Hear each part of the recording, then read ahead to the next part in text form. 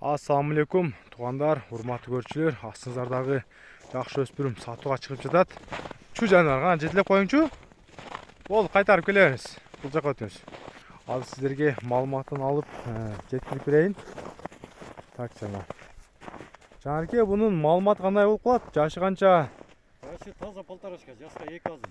2 жаш. 2 жаш. Жазга 2 жаш, азыр 1,5 жаштагы полторашка экен тугандар. Ростовтон келген будем.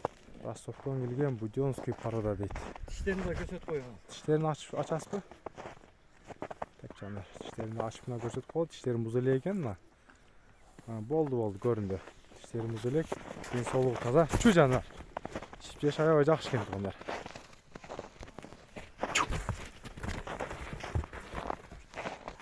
Тугандар, көрдүңүздөр, негизи тайдын ден соолугу, ичип жеши жакшы экен.